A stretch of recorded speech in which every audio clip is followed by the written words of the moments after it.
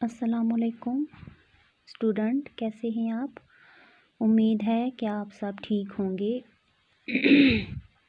तो स्टूडेंट, जैसा कि आपको पता है कि हम लेसन नंबर जो हमारा फर्स्ट लेसन है उसकी हम एक्सरसाइज कर रहे हैं।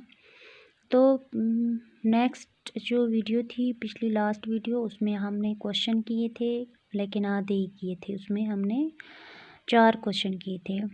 उम्मीद करती हूँ कि आपने वो 4 क्वेश्चन अपनी नोटबुक पे लिखे होंगे।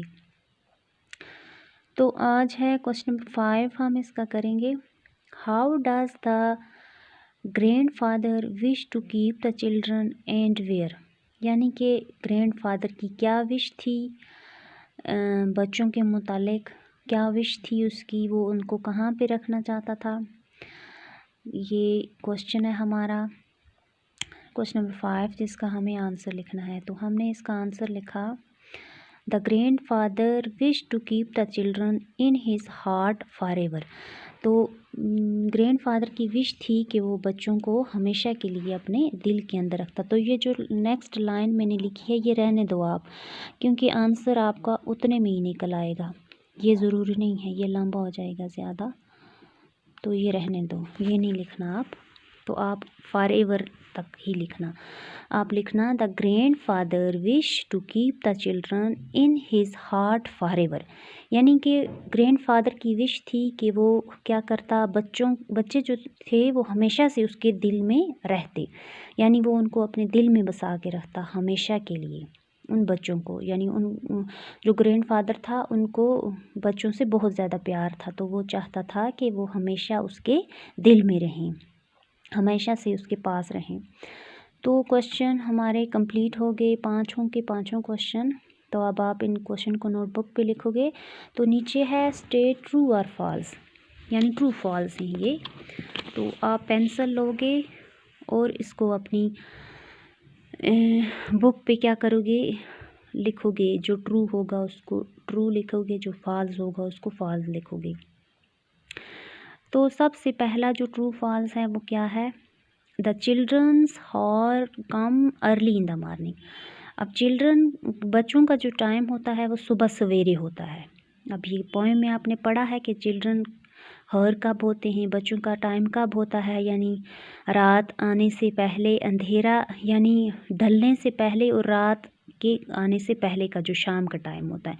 तो ये क्या है, फॉल्स है, तो आप इसको फॉल्स लिखोगे। जो पहला हमारा ट्रू फॉल्स है उसको फॉल्स लिखोगे। दूसरा है हमारा पार्ट इसका, the grandfather see three monkey descending the broad hall stair.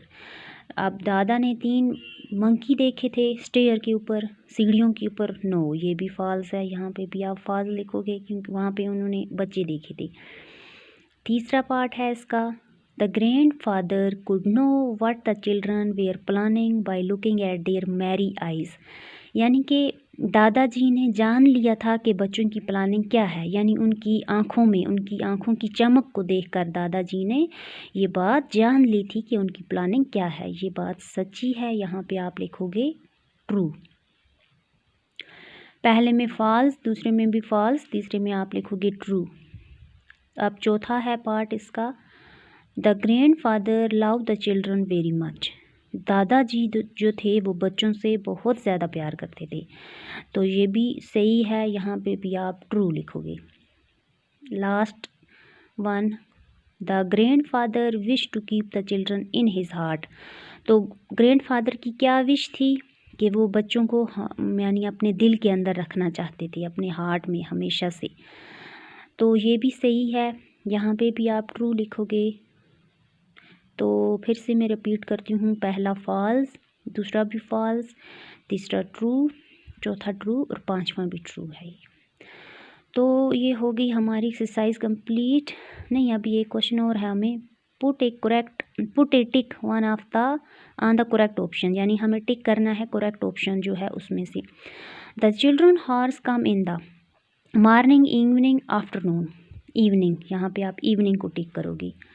Next है इसका, in the poem the voice of children is, यानी पोएम में बच्चों की आवाज़ कैसी थी? Soft, sweet, both and B यानी स्वीट भी थी और सॉफ्ट भी थी।